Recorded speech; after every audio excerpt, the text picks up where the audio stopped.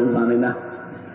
অথচ ওনারা নিজেরা নাম্বার কিভাবে জোগাড় করে পুরাটা ভিডিও আকারে কল আমারে পরের দিন রিমান্ডে দেখাচ্ছে যে আপনি বলছেন কারো সাথে সম্পর্ক নেই, দেখেন তো এই নাম্বারে আপনার স্ত্রীর কাছে কল আসলো কি করে।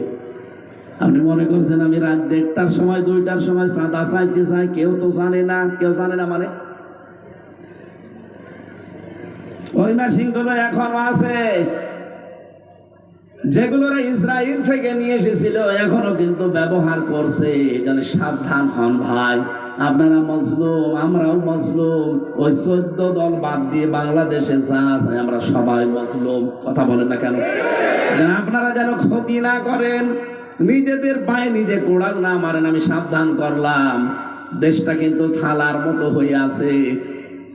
একটা থালার ভেতরে কি কি আছে সামনে যেমন দেখতে পান, এদেশের 18 কোটি মানুষ কে কি কোথায় কি করছে সব ওরা দেখতে পারছে, শুধু ছাড় দিয়েছে আমাদের পরীক্ষার জন্য। ওরা অলরেডি বুঝে ফেলেছে দেশটা কাদের হাতে নিরাপদ।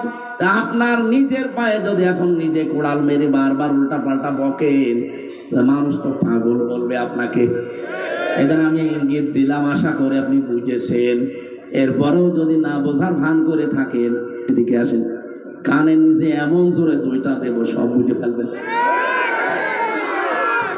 হুজুর আমি কিছু বুঝি না, এদিকে আসেন আপনাকে বোঝাচ্ছি। আসেন, আমার মেন কথা বলছি এবার। বিশ্বনবীকে আল্লাহ মিজান দেখালেন। মিজান মানে মানদণ্ড, মিজান মানে আরো জোরে বলেন। এখানে আমার মনে হয় সবাই এক বাক্যে এই কথা বলবে, মিজান মানে দাড়ি পাল্লা। কিয়ামতের দিন আল্লাহ দাড়ি পাল্লায় আমাদেরকে ওজন দেবেন, আমাদের আমল, বদ আমল আর নেক আমল। কথা বলেন না কেন? আপনি কোনদিন একথা বিশ্বাস করতে পারেন যে মিজান মানে দাড়ি পাল্লা, দাড়ি পাল্লায় আল্লাহ আমল মাপবেন, বদ আমল নেক আমল। আমল মানে কি বলেন তো?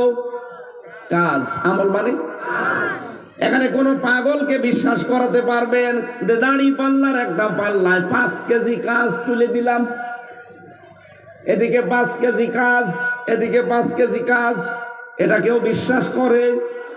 আর দাড়ি পাল্লা দিয়ে কি কাজ কেউ মাপে? বলেন কোন কারণে আপনি এই বিশ্বাসে আছেন বলেন? পৃথিবীর প্রতিটি জিনিস পরিমাপ করার জন্য আলাদা আলাদা যন্ত্র পাবেন। এই যে সামিয়ানাটা যদি এখন আপনাকে আমি মাপ দিতে বলি, এটা কি দাড়ি পাল্লায় তুলে দেবেন? এটার জন্য আলাদা একটা মাপের যন্ত্র আছে, তার নাম ফিতা, গজ। এই কথা বলেন না কেন?